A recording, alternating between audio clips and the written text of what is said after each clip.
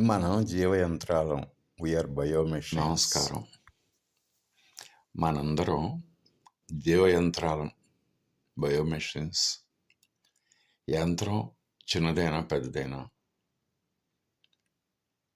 ఒక చిన్న యంత్రం నుంచి మొదలు చేసుకుని మహా పెద్ద విలువైనటువంటివి స్పేస్ మిషన్స్, శాటిలైట్స్ ఇట్లాంటివైనా కానీ ఇప్పుడు దానిలో భాగాలు ఉంటాయి, వందల కొద్ది భాగాలు ఉంటాయి. అదే మన జీవయంత్రంలో అయితే కోట్ల కొద్ది భాగాలు ఉంటాయి.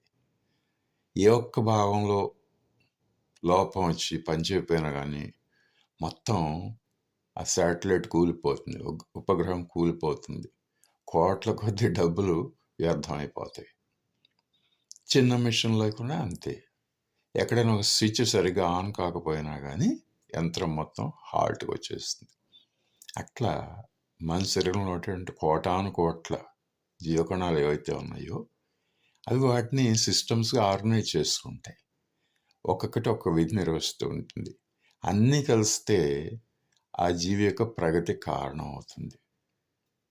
మిషన్ లాగానే మిషన్ పనిచేయాలంటే సక్రమంగా అన్నీ పనిచేయాలి. అట్లా ఏంటంటే మనం ఎప్పటికప్పుడు అంచనా వేసుకుంటూ మెయింటెనెన్స్ చేస్తారు కదా యంత్రాలకి, అదేవిధంగా మనం మెయింటెనెన్స్ జాగ్రత్త చేసుకోవాలి. లేకపోతే ఏమవుతుంది, కొలాప్స్ అవుతుంది. ఎట్లయినా ఎక్షన్లైనా కొలాప్స్ కావచ్చు అనమాట, ఏ చిన్న భాగంలో ఇబ్బంది వచ్చినాము. అందుకని మనం చాలా జాగ్రత్తగా ఉండాలి. ఆరోగ్యమే మహాభాగ్యం అంటారు.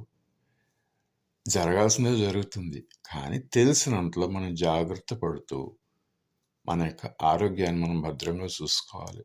చూడండి, ఒక కుటుంబంలో ఒక ముఖ్యుడు పోతే మొత్తం కుటుంబమే కూలిపోతుంది.